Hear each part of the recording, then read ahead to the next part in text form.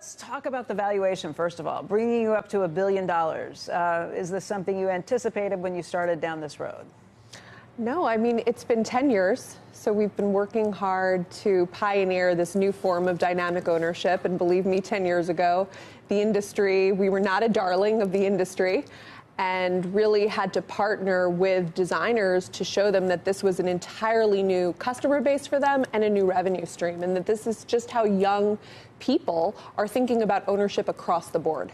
You know, this valuation comes just as we're seeing the Levi Strauss IPO yesterday, and that really took off.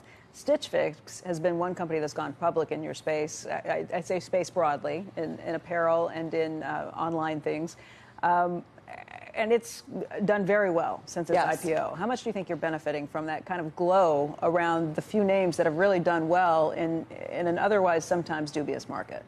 I actually think we benefit more from the advancements in the sharing economy, because if you think about how this concept of dynamic ownership, where we have unlimited choice and the ability to use whatever product we want whenever we want it, our digital worlds have already moved there. So that's how we consume entertainment. That's how we consume music. And the idea that you would have that closet in the cloud for the physical world and that form of dynamic ownership, the millennial and Generation Z consumer is so ready to adopt this behavior. So that's what we've seen since we launched our subscription, just this dramatic growth and acceleration, not only in how many users we have, but in how frequently they use the product. They're using it 120 days of the year. If they have the unlimited package. If they have the unlimited subscription, which is now 70% of our revenue. With this particular raise, did you consider going to the public markets and IPOing? Was that an option for you, or is there no need with the plentiful capital in the private market?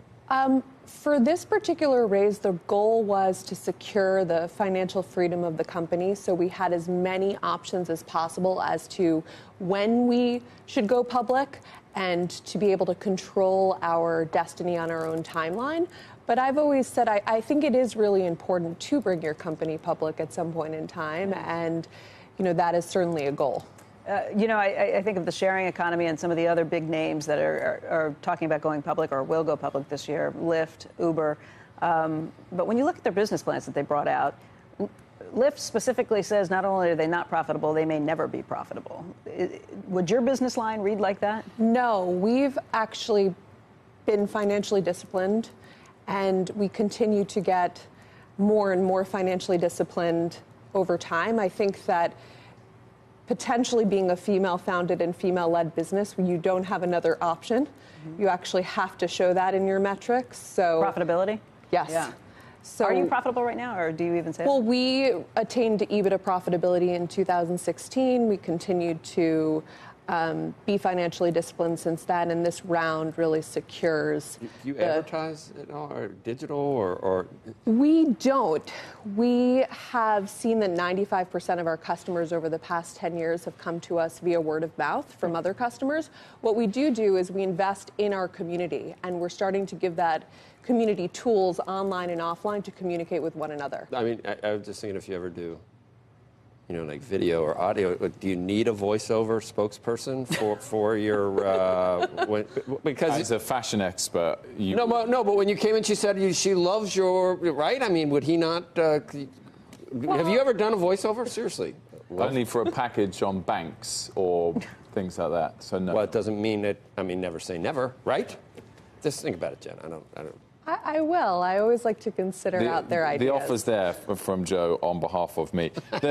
Jennifer, coming back to your point that millennials are more keen to, or more open to share it, to renting things rather than owning them, and cars is one thing with Uber and Lyft, clothes is another.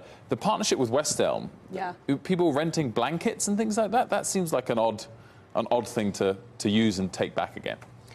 If you think about how frequently millennials are moving, how your home has become this new bastion of self-expression, how your home used to be a private space, and now because of social media, it's as public as, taking photos of yourself every single day. And so the ability to continuously, dynamically change your home and have new items arriving, we really think that this idea of dynamic ownership applies to the closet, the home, and beyond. If you think about all the things that you don't have to use every single day, bringing that into the physical world. And about the sustainability of this as well, that the millennial and younger customer really cares about the fact that there's a huge amount of waste. If you think about our closets in our homes, 80% of the closet is not used regularly.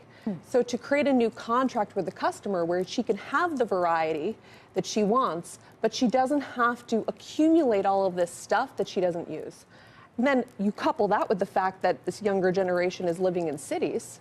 You don't even have the space to house all of the extra stuff that you might have put in your garage. How much do you benefit from the idea that millennials are not buying houses, that they're staying in cities for a while?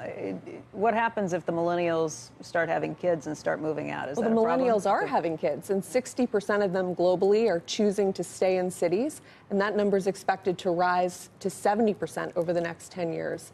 The other thing that benefits my company is the fact that there's 77 million working women in the United States who pay a huge financial tax to getting dressed for work every day, needing to have variety in their wardrobes, and the idea that Rent the Runway can be a solution for them where they can dress for the job they want and save money and time by using this subscription. How many times does somebody have to rent an item before you make money on it? If it gets rented 4 times, it's already paid for, and then everything's gravy from there or something, or?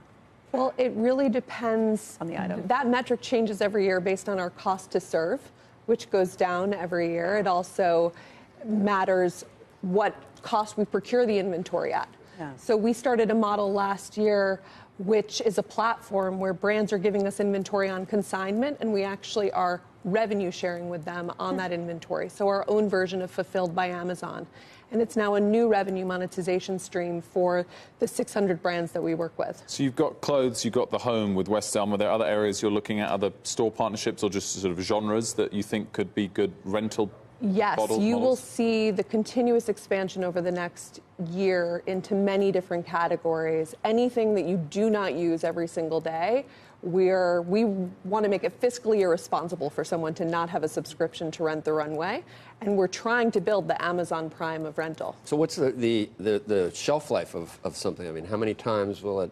Doesn't just fall off of the people, right? I mean, and then do you sell the residual stuff ever? And why don't you open up a secondhand store or something and sell it all when it's Well, we make a lot. 17th hand, yeah. We make a lot more money from renting it than we do from selling it. But you do finally sell it. We do a huge amount of donations at the end of life. Okay, that's good. We do sell also to our consumers when they have something at home and they fall in love with it, they could buy it. But one of the reasons why we vertically integrated at the beginning, Rent the Runway is primarily a logistics company.